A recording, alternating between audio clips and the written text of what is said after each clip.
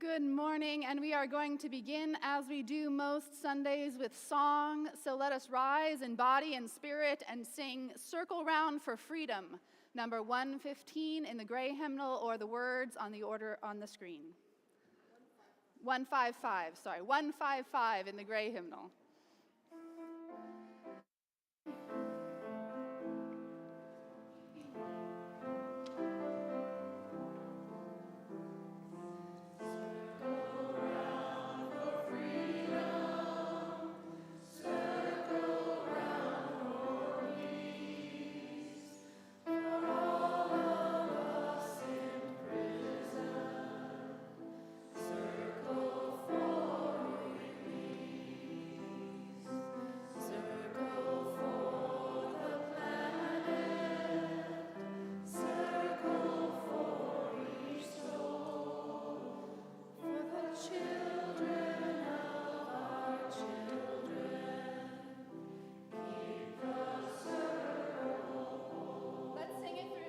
Times.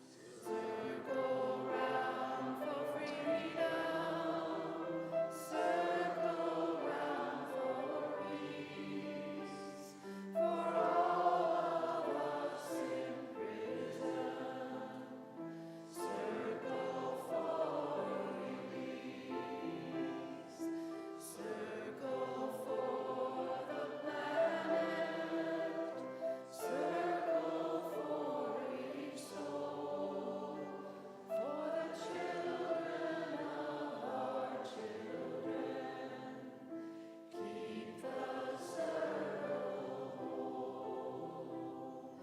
Circle round for freedom, circle round for peace, for all of us in prison, circle for release, circle for the planet, circle for each soul, for the children of our children, keep the circle whole.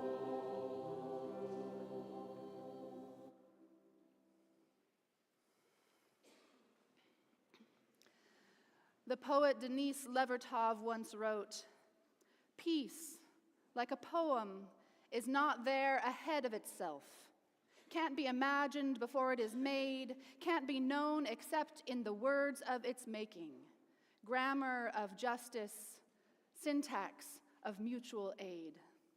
We are here gathered this morning to build out our grammar of justice, to practice the words of making peace, to honor our history and look forward toward a world where everyone is free. Welcome to the Unitarian Society of Santa Barbara. Welcome into this loving community of seekers where we strive to live with integrity, nurture wonder, and inspire the actions that transform us and transform the world. I'm the Reverend Julia Hamilton. I use she, her pronouns, and I am delighted to be with you this morning, along with our community choir and Gwendolyn Kilfoyle bringing us some music, Heather Levin on the piano, our worship associate Peter Hale, and Charlotte Bergante, our director of Lifespan Religious Exploration, all of the folks who make Sunday morning happen, which includes you. Whether you are here in our physical sanctuary or joining us online in our virtual sanctuary, we are one community on this one earth, under this one great sky, and it is good to be together. I'd like to extend a special welcome to any visitors, friends, and family we have joining us this morning. If you're here in person, we would love to get to know you at our coffee hour afterwards. There's a welcome table you can stop by and ask any questions you like about the congregation. If you're joining us online and want to keep connected, there's a little visitor button above the screen where you're watching the service, and if you click on that, you can give us your contact information so we can reach out and let you know of all the ways you can get connected to what's going on here in the congregation. That Friday email you get is chock full of opportunities to get involved, and there are a couple of things in the insert of your order of service if you're here in person. and I want to highlight a couple of them. The first is that after the service today, after you've had a chance to get a cup of coffee in Parish Hall, I invite you to join us in the lower campus, in the community hall down there, for our town hall on the budget. Very exciting, right? It's because we are working towards our annual meeting, which is on June 8th, and this is an opportunity to see and get to know the proposed budget for the coming year, to participate in the democratic governance of this congregation, because it will be you who is voting at that annual meeting to approve the budget, to elect leadership, and to chart the course forward for this coming year. So please join us for the town hall. If you're joining us online, this will be recorded and available so you can watch anytime. And the annual meeting on June 8th will also be live streamed so people can join us either way. June 8th is also our annual flower communion, so don't forget to bring a flower with you to that service because it is one of our most beautiful and beloved annual traditions on June 8th. We have a couple more opportunities for our Lunch and Learn, our new adult religious exploration programs. You can talk to Charlotte Brigante to find out more information about that.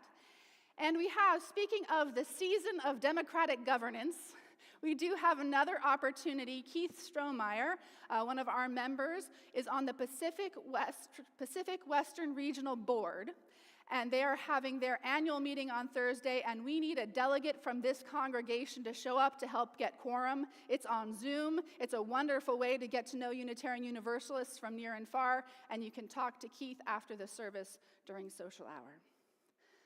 I invite you now to take a breath, to settle yourself wherever you are, to set aside the busyness that follows us wherever we go, and allow yourself the gift of being here in this community, in this hour, as we ring our gong and let the sound connect us.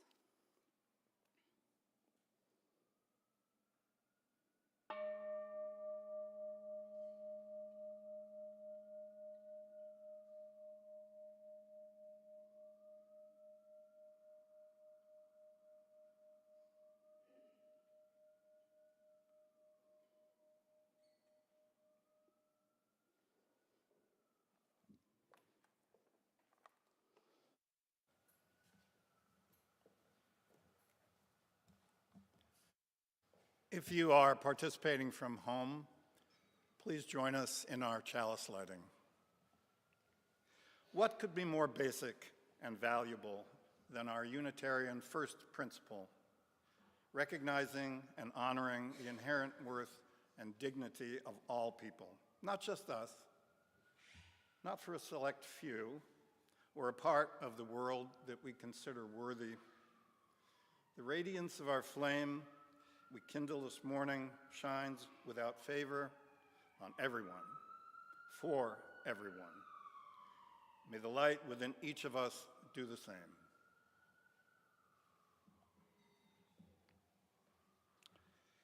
As part of our Sunday service each week, we highlight something hopeful and inspirational that we've observed or experienced during the week.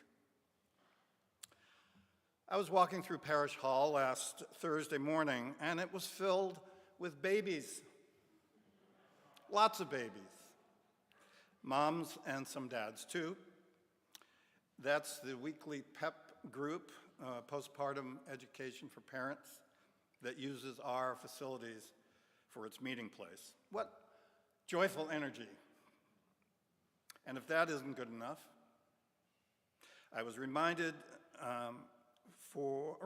by the recent news about the infant named KJ, who was cured of his fatal genetic condition by the gene editing technique called CRISPR. This was a group effort. The Philadelphia Children's Hospital, the University of Pennsylvania Medical College, private industry, the FDA, and the National Institute of Health, all collaborating to create a custom treatment for KJ in 6 months that would normally take 10 years. This technology promises cures for many other genetic diseases as well. At 10 months, KJ is a pioneer, and the science that saved him is more than a good thing. It's a wonderful thing. Ironically, these same organizations are on the federal chopping block. Funding for the National Institute of Health is going to be cut 40%, being deemed too wasteful, too science-oriented, and serving too few people for the money invested. I wonder what KJ's parents think about that.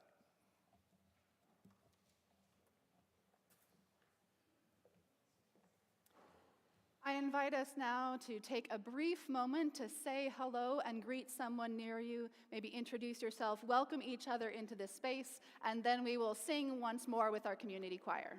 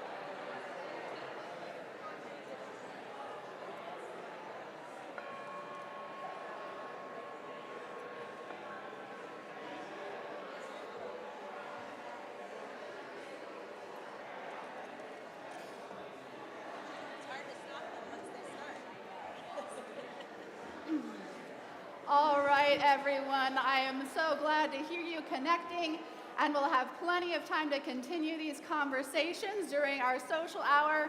But now we are going to sing together, and this is a song that is going to require some participation. So we're going to follow Gwendolyn's lead, and I'm going to invite you to rise in body and spirit.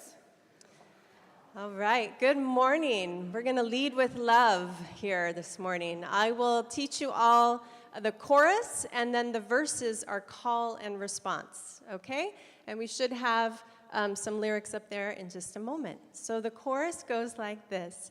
You gotta put one foot in front of the other and lead with love. Put one foot in front of the other and lead with love. I hear some murmurings like people have heard this before. Okay, let's try it. Here we go. You gotta put one foot in front of the other and lead with love. Put one foot in front of the other and lead with... Awesome, keep that going. You gotta put one foot in front of the other and lead with love. Put one foot keep it going.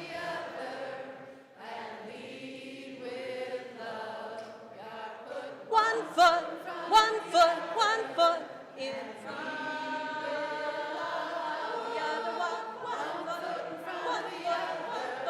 and lead with love. God put one foot in front of the other, and lead with love. The other one foot in front of the other, and lead with love. Don't give up hope. You're not alone. You're not alone. Don't you give up. Don't you give up. Keep moving on. You gotta put one foot in front of the other and lead with love. Put one foot in front of the other and lead with love. Again. You gotta put one foot in front of the other.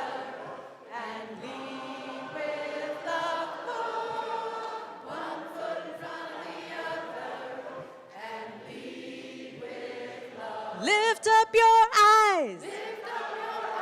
Don't you despair.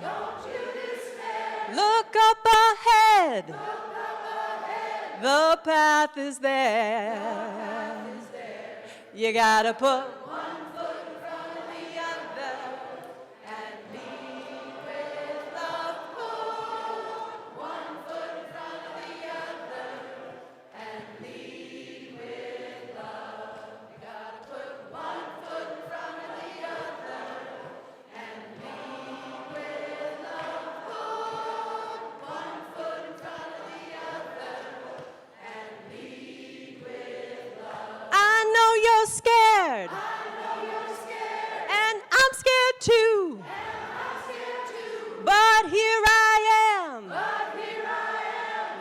next to you.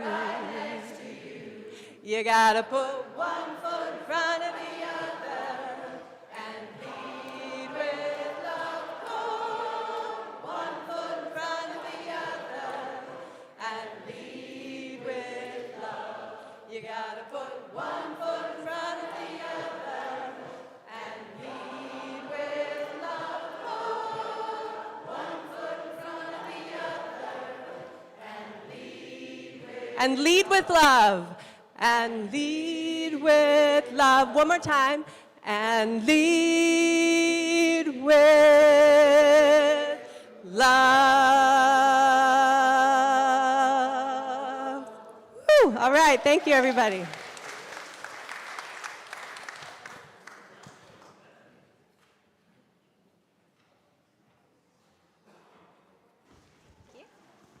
Wow, that was fantastic.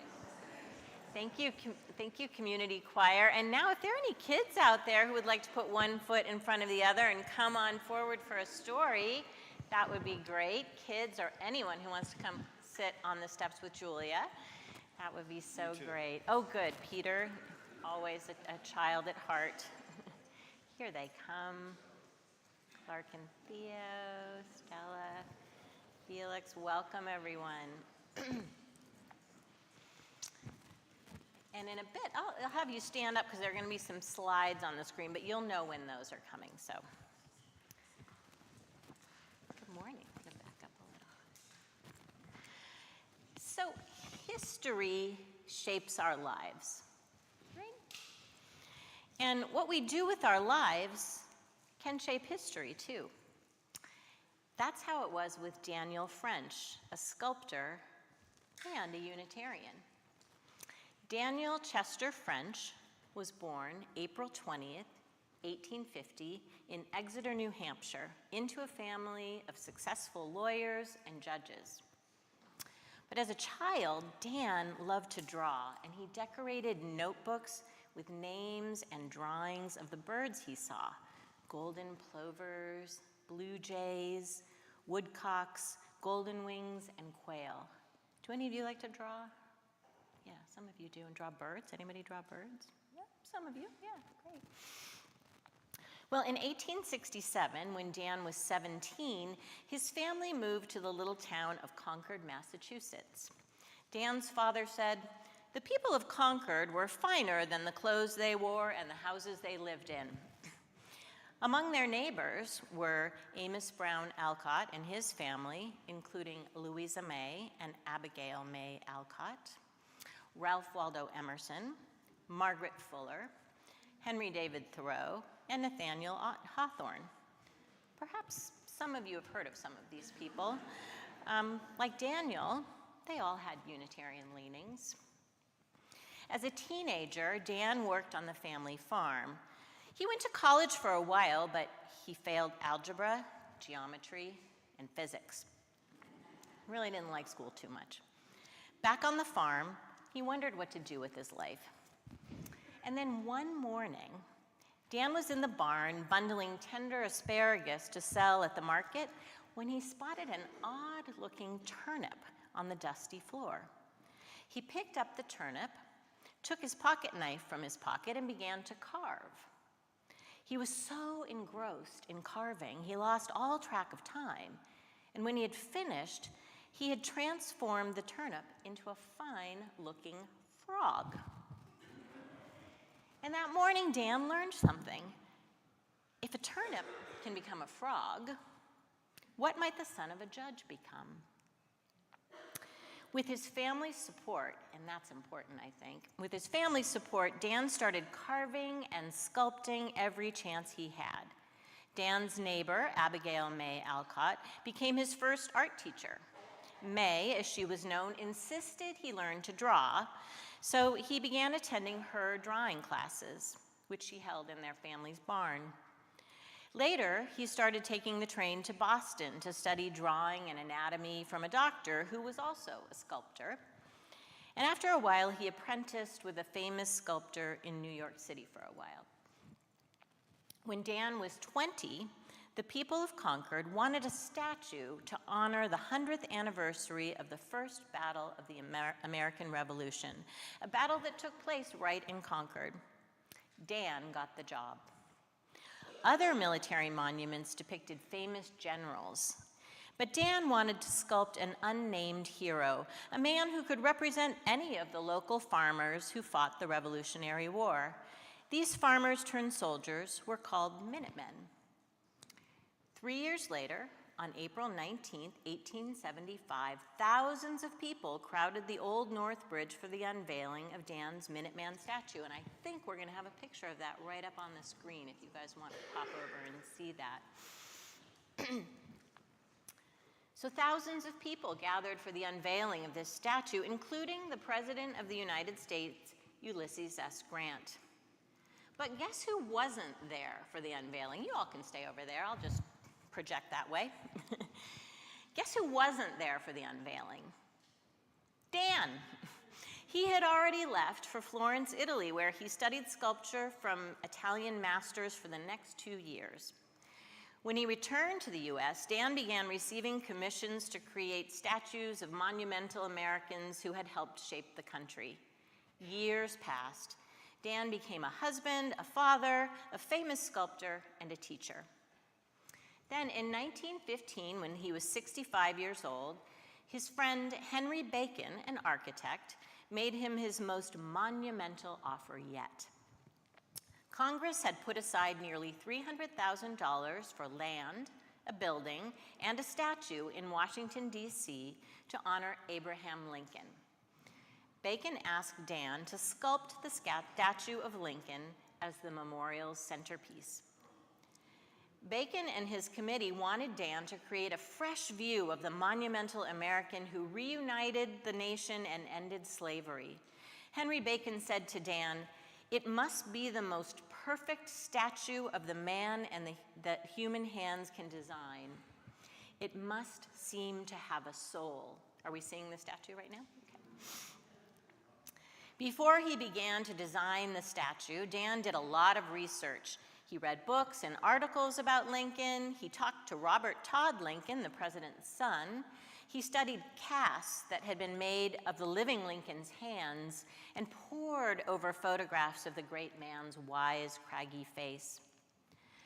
Just as America was built by many hands, so was the Lincoln Memorial.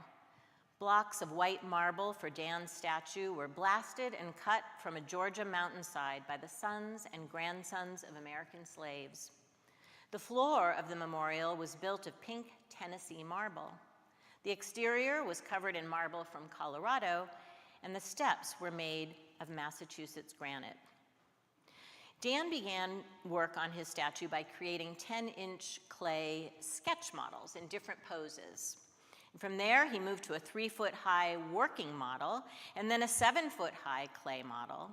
And he sent a plaster casting of that model to the New York studio of the 6 Piccirilli brothers, sons of Italian immigrants whom Dan had worked with for many years. They would carve his statue into stone. The Piccirillis enlarged and carved the statue in 28 pieces. The blocks of marble were transported separately to Washington, then assembled in the memorial like a 3-dimensional puzzle. The completed statue was 19 feet tall. Is there another picture up there with people in front of it? Great, that's the one. So you can get a sense of how big that statue is. Dan took great care to shape Lincoln's hands. One is balled into a fist to project the firmness needed to hold the country together. The other is open, as Lincoln needed to be, to hear the American people's many voices and move the country toward healing. The Lincoln Memorial opened 103 years ago on May 22nd, 1922. In 1963, Martin Luther King Jr. gave his famous "I Have a Dream" speech on the steps of the Lincoln Memorial. President Barack Obama, our first Black president, marked the 50th anniversary of the March on Washington with a speech there in 2009. Millions of Americans have gone to the Lincoln Memorial to honor Lincoln and the ideals he lived and died for: truth, justice, equality, charity, and unity, ideals that Americans are still striving for today. By shaping clay, Daniel Chester French helped shape American history. He sculpted more than 100 monuments in his lifetime, including a statue of Unitarian Thomas Starr King. Is he up there? Which you can visit in Golden Gate Park in San Francisco. He once told his daughter that if he had his wish, he'd like to live to be 2,000 years old and just sculpt all the time. I'll end our story this morning with these words from Daniel Chester French, sculptor and Unitarian. Look for beauty, not ugliness. Look for goodness, not evil. Look for cheer, not trouble. And that's our time for all ages this morning.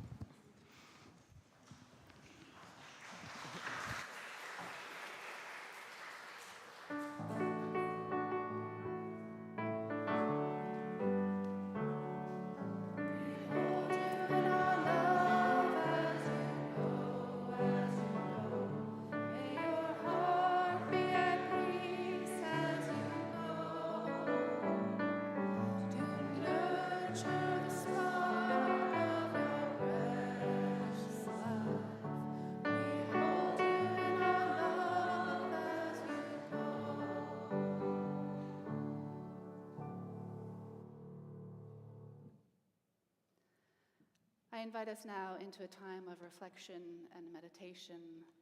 Perhaps settle yourself where you are, attend to the breathing as it moves in and out of your body.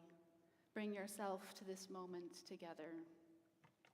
On this Memorial Day, as we remember the people who have fought and died for the ideals which we still strive for, I wanted to share this poem by Maya Angelou, A Brave and Startling Truth, recognizing that peace is still out there when we come to it.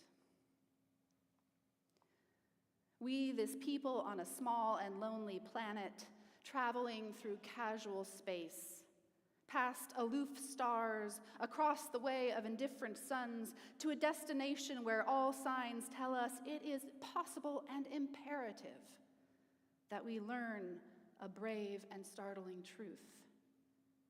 And when we come to it, to the day of peacemaking, when we release our fingers from fists of hostility and allow the pure air to cool our palms, when we come to it, when the curtain falls on the minstrel show of hate and faces sooted with scorn are scrubbed clean, when battlefields and coliseum no longer rake our unique and particular sons and daughters up with the bruised and bloody grass to lie in identical plots on foreign soil. When the rapacious storming of the churches and screaming racket in the temples have ceased, when the pennants are waving gaily and the banners of the world tremble stoutly in the good, clean breeze, when we come to it, when we let the rifles fall from our shoulders, and children dress their dolls in flags of truce, when landmines of death have been removed and the aged can walk into evenings of peace, when religious ritual is not perfumed by the incense of burning flesh and childhood dreams are not kicked awake by nightmares of abuse, when we come to it, then we will confess that not the pyramids with their stones set in mysterious perfection, nor the gardens of Babylon hanging as eternal beauty in our collective memory, not the Grand Canyon kindled into delicious color by western sunsets, nor the Danube flowing its blue soul into Europe, nor the sacred peak of Mount Fuji stretching to the rising sun. Neither Father Amazon nor Mother Mississippi, who without favor nurture all creatures in the depths and on the shores. These are not the only wonders of the world when we come to it. We, this people, on this minuscule and kithless globe, who reach daily for the bomb, the blade, and the dagger, yet who petition in the dark for tokens of peace. We, this people on this mote of matter, whose mouths abide cantankerous words which challenge our very existence, yet out of those same mouths come songs of such exquisite sweetness that the heart falters in its labor and the body is quieted into awe. We, this people, on this small and drifting planet, whose hands can strike with such abandon that in a twinkling life is sapped from the living. Yet those same hands can touch with such healing, irresistible tenderness, that the haughty neck is happy to bow, and the proud back is glad to bend.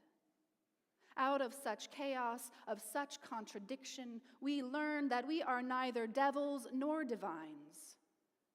When we come to it, we, this people, on this wayward floating body, created on this earth, of this earth, have the power to fashion for this earth a climate where every man and every woman can live freely, without sanctimonious piety, without crippling fear. When we come to it, we must confess that we are the possible. We are the miraculous, the true wonder of this world.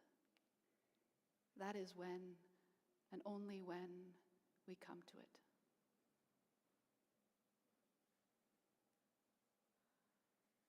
So ends our reading.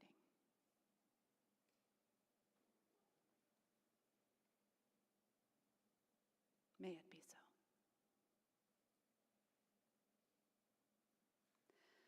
I'm going to invite us now to stay right where we are and sing together Vine and Fig Tree. It's number 399. And we'll sing it gently together from our seats. We'll sing it through twice.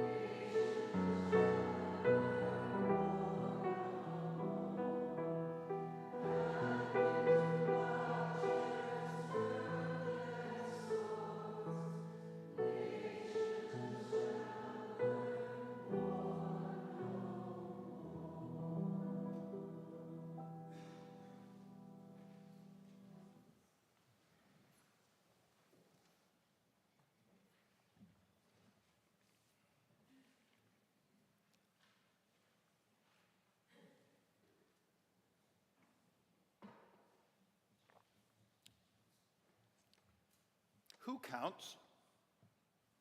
I don't mean numerically. I mean, who in your life is worth honoring? Is it only family and friends? Our trash truck driver is Enrique. If I'm out early, I give him a wave and acknowledgement. Our newspaper delivery man is Miguel. I depend on him to bring me the world every morning over a cup of coffee. I give him a Christmas bonus and a note of thanks. Occasionally we chat with the firemen up the street at Station 6. They keep our property safe. And then there's Alex, our mail person, who delivers daily reminders of community connections and our obligations. I give him a card each year with a check enclosed because we appreciate what he does for us. Would you ever think, when retrieving your letters, that many postal workers have not only been injured in accidents or by the occasional vicious dog, but killed by gunfire, bombs, chemical attacks, and biological weapons, just so that your mail gets delivered? It certainly never occurred to me until we visited the National Postal Museum in Washington, D.C. a couple of months ago, where there is a memorial wall that honors the postal workers and inspectors who died in the line of duty. Are these dedicated men and women worth honoring? Do they count? It was just announced that 10,000 of these folks are being laid off. We arrived in a city in turmoil. Government workers were being fired, whole departments shut down, like the Department of Education, where we got caught up in a large demonstration. People who had made their careers helping our children were receiving two-sentence emails telling them not to show up for work. That's if they were lucky. Others simply had their security keys electronically swiped and had to find out they were fired because they couldn't get into the building.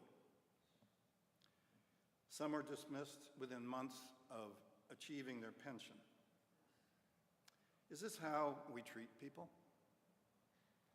How we honor the worth and dignity of every person?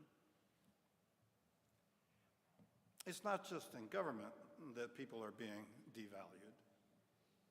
The Smithsonian Institute maintains 21 cultural venues in DC, which are partially funded by the federal government, but that is enough to pressure them into compliance with the new political correctness. The administration sits on the board of the Smithsonian. Their sole purpose in being there is to, quote, remove improper ideology. The National Women's Museum and the Museum of African American Heritage, which are part of the Smithsonian, have had their funding withheld and can only get it back, maybe, by removing objectionable material, like half the contributions of women and minorities to this country. The Museum of the American Indian, also part of the Smithsonian, hasn't been hit yet, but they know their time is coming. All that pesky history about how Native Americans were systematically extinguished, it's not uplifting, not part of the national narrative. The Veterans Administration, the National Weather Service, the FAA, the FBI, the air traffic controllers, our healthcare resources, the Consumer Protection Agencies, our social safety net are all being vandalized. It seems like the sentiment now is, who doesn't count? What can we successfully cut out of the American experience without anyone noticing or caring? What to do? I don't mind lending my physical presence to a parade, a demonstration, or a gathering for justice and equity in human relations. There's strength in numbers. But what can I do personally? Last Thursday, I was already late for my meeting with Reverend Julia about the service today, when I was confronted by a gentleman in the courtyard gate. He was elderly, disheveled, and confused. I asked him if he was all right and what he needed. His eyes focused. I don't think he was used to being recognized and talked to. But we did talk for a few minutes. I told him about showers of blessing and gave him some money. Easter Sunday morning, I was crossing the street to come here and saw a man rolled up in a tarp under our little free library. I sat with him and asked if I could get him anything. He said, oh, he'd love a cup of coffee. And I invited him to our pancake breakfast after the service, and likewise gave him some money. In both cases, I was on a mission. I was in a hurry. But now it seems as if my mission statement has changed. Why? Well, for one thing, I've joined the Rebel Alliance and feel obligated to help because I can. I have the means and the time because I belong to an organization whose principles guide me to do it. Because it feels good to help someone out, but mostly because of some strange evolutionary process. I can now see little difference between these folks and myself when we're one-on-one. It's easy to discount people when they're grouped together. Call them whatever, immigrants, the deep state, bureaucracy, or just those people. When we begin separating people into categories, blaming them for the perceived grievances, it never works out well. The Jews were blamed for Germany's economic strife prior to World War II, and they were made to suffer.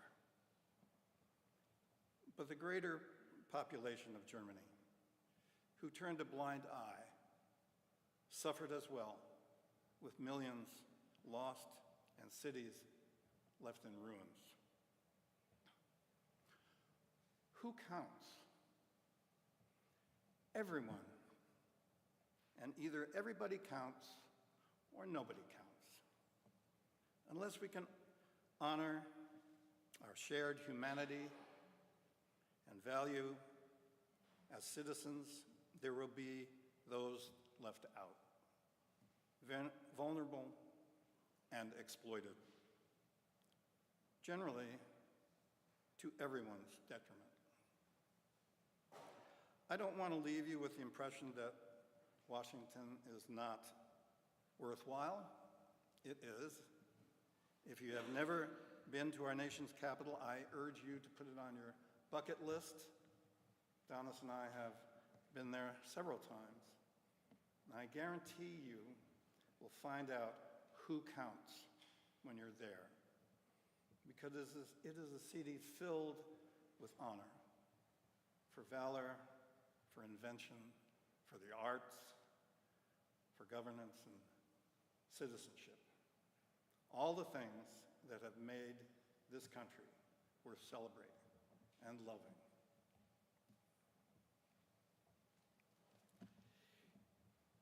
Each Sunday, we share a part of our offering with a worthwhile organization that reflects our values. This month's offering is being shared with Transition House, which was founded in 1984 by 12 faith-based groups, our society being one of them. It has grown over the years to provide not only emergency shelter for families and meals for families in crisis, but daycare, counseling, job placement, and permanent housing. It is certainly one of my favorite charities here in Santa Barbara. Would you please read with me the affirmation of gratitude and giving, printed in your order of service or on the screen? Let us be grateful when we are able to give, for many do not have that privilege. Let us be grateful for those who share their gifts with us, for we are enriched by their giving. And let us be grateful even for our needs, so that we may learn from the generosity of others.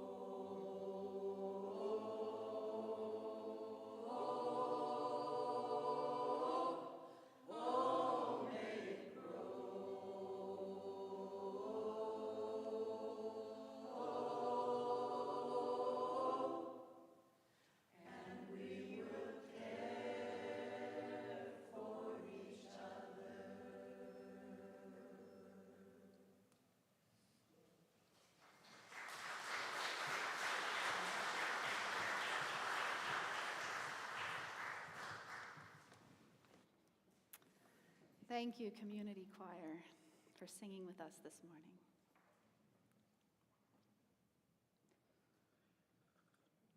Good morning to everyone again. So on the morning of Thursday, April 3rd, I woke up in the Best Western in Fairfax, Virginia, just outside of Washington, D.C.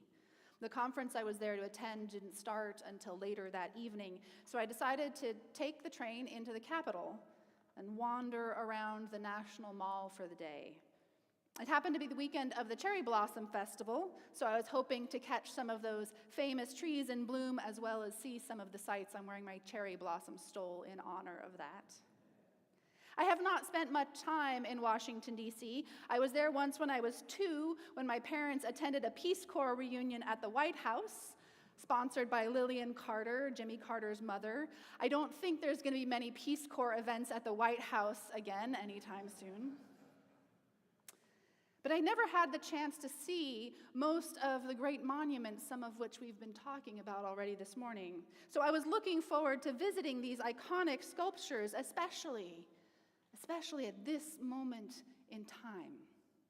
There was a big protest planned for that Saturday, and the mall would once again be filled with thousands of people fighting for a vision of justice and democracy that the founding documents of our nation describe, but that perhaps we have never fully lived into.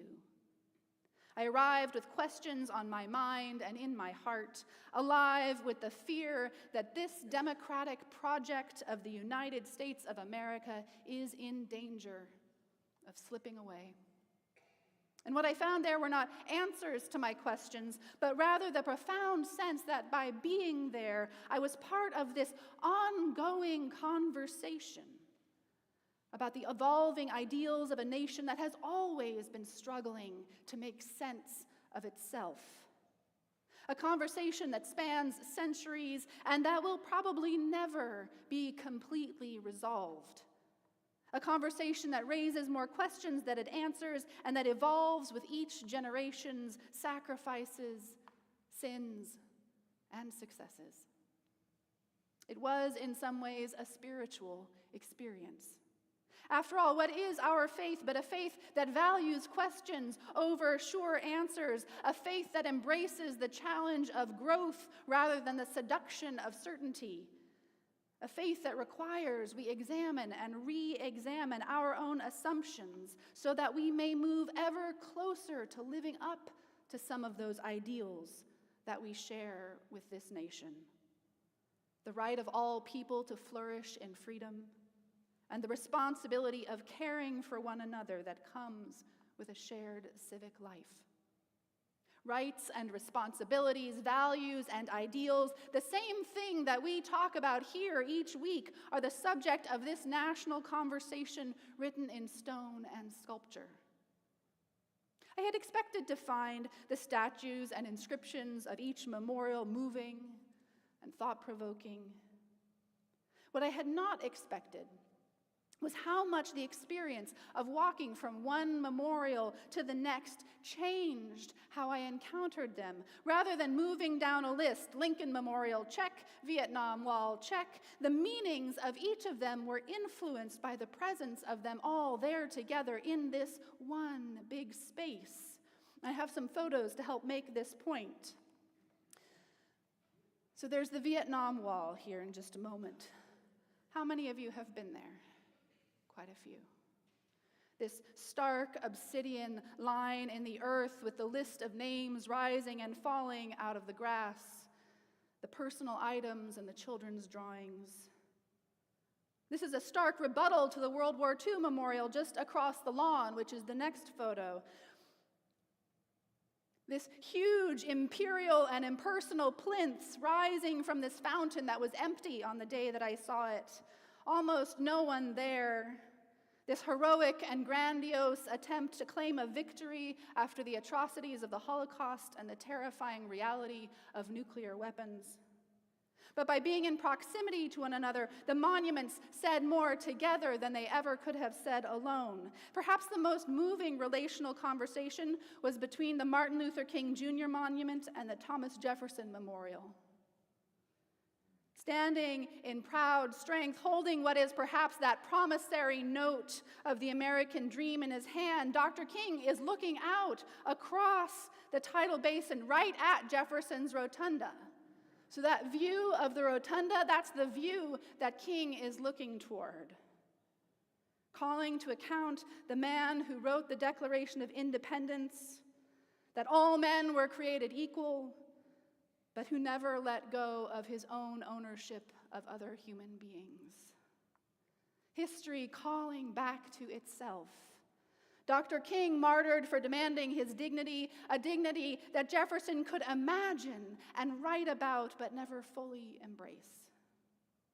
And finally, the Lincoln Memorial. And when I was there, I had no idea that the sculptor who conceived it was so closely connected to our Unitarian tradition. But it makes me proud to know that the ideals of Emerson and the Alcotts and all those other radical social reformers of their time, they're part of this story too.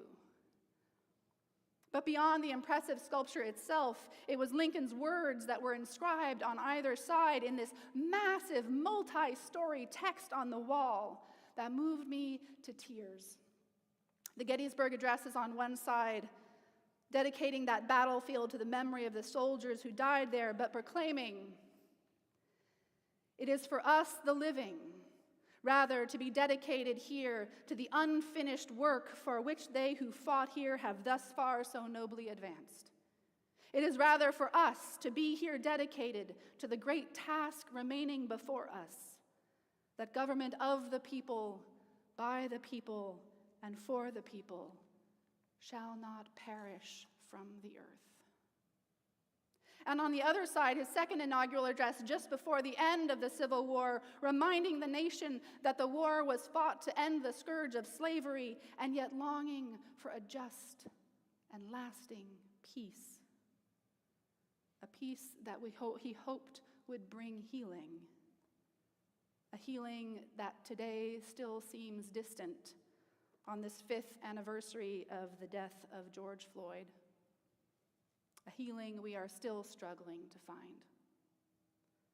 These words, full of both pain and hope, ring against the backdrop of the fight we are in today, everything we are struggling to preserve and improve about this democracy.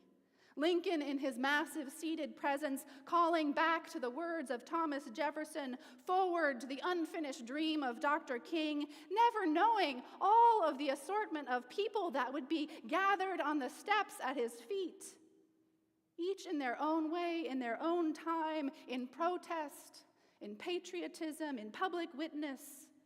Each one of us who shows up there, part of this conversation about what the nation is and has been and yet could be. And looking out from the Lincoln Memorial, this is the view, the last photo here. This is what Lincoln is looking out towards.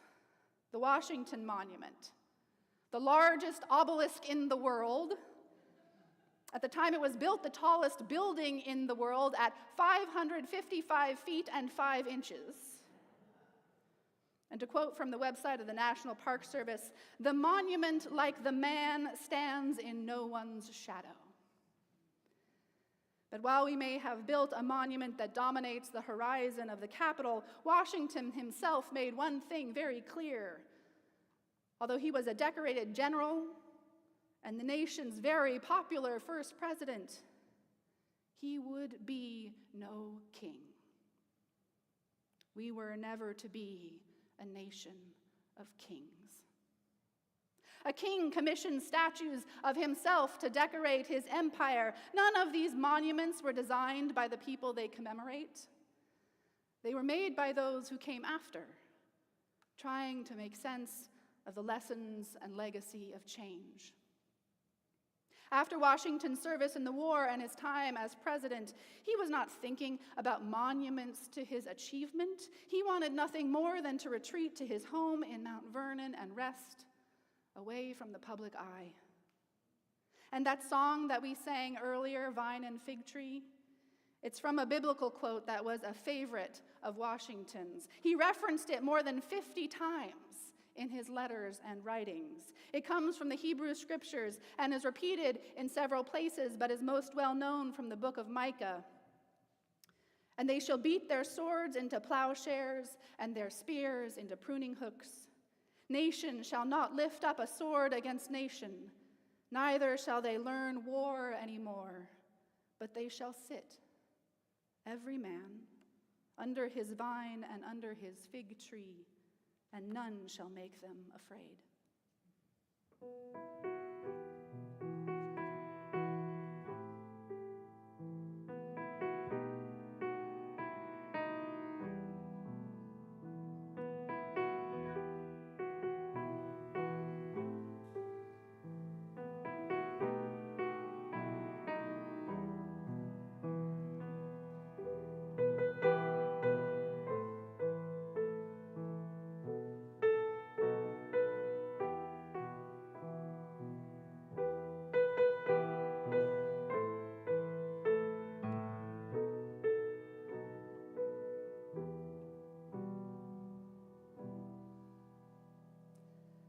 I can see why that sentiment might have been a favorite of Washington's.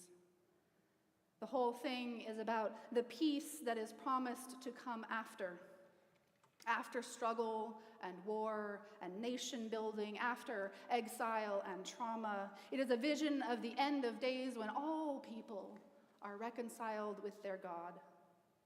It must have been a great comfort to Washington to believe that he was establishing a nation where everyone from every background could hope to find their own vine and fig tree and be unafraid of tyranny or the harsh whims of kings, to find respite and make peace with the God of their understanding.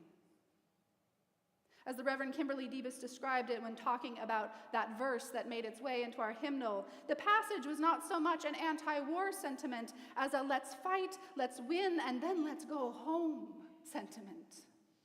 It's more of a lament, a longing, than a protest. It casts a vision of this hard-won peace, this future free from fear, even amidst the violence of the present moment. And so moving amongst these monuments in this historical moment, this question that arose most forcefully for me most clearly was this: what is that struggle that we are in? What is the necessary struggle of this moment that might be remembered in stone in future? When must we fight? And what are the ideals and aspirations for which we are willing to struggle? Sometimes the monuments question the sacrifice. After all, the Vietnam War Memorial asks very clearly, was this worth it? Did we know why we were fighting? There is nothing there but the names of the dead and the reflection of our own faces. And others, like Lincoln, mourn the sacrifice but lift up the cause as necessary. And still others, like the FDR Memorial, which I didn't get to see on this trip, unfortunately, it shows that not all struggles are on the battlefield. It depicts the breadlines from the Great Depression, the wheelchair that he hid from the nation. In a complicated and imperfect and often cruel and violent world, peace is the result of struggle, not the absence of it.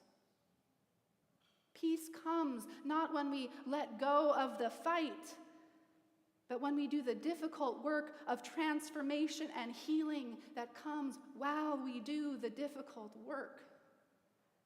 Even when committed to nonviolence, to finding alternatives to warfare, there is still work to be done. There is still necessary struggle.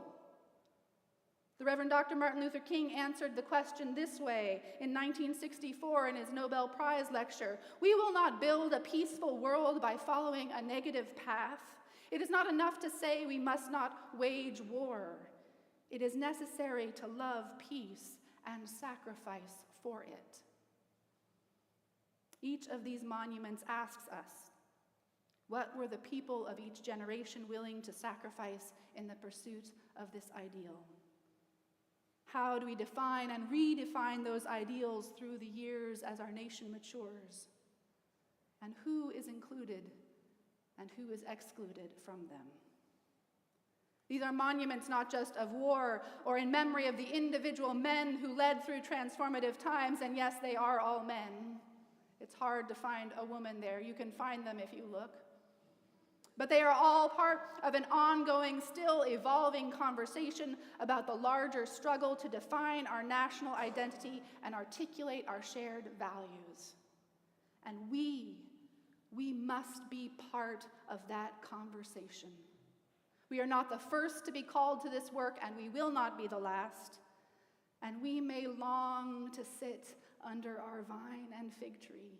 I know that there is not a week that goes by that I don't raise my eyes sitting in my office and wonder why we made these choices that had led us to this moment when we could have done otherwise.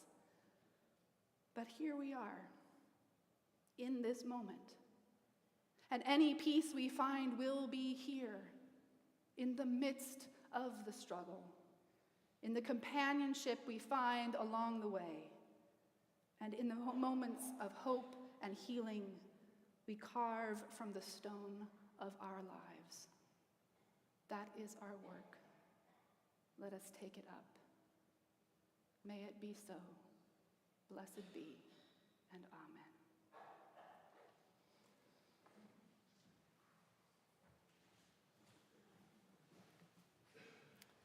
We are going to sing together one more time. It's a new song. It's a song that has a melody that is easy to pick up. You might need to sing it through the first verse, but by the second and third verse, hopefully it'll come along. We're going to have our song leaders come forward to sing it. It's number 1051, The Oneness of Everything. Please rise in body and spirit and let us sing together.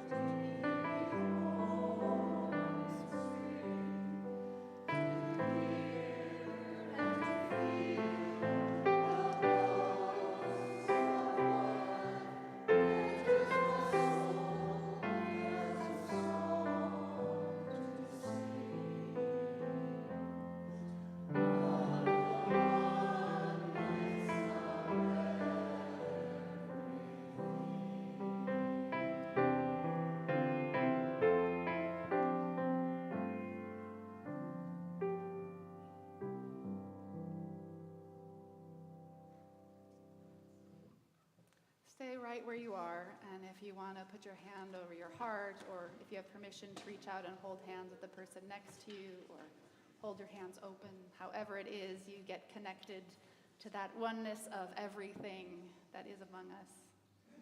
And as you go out into this beautiful and heartbreaking world, may the light of love shine upon you, out from within you, be gracious unto you, and bring you peace. For this is the day we are given. Let us rejoice and be glad in it, and let us call out a blessing.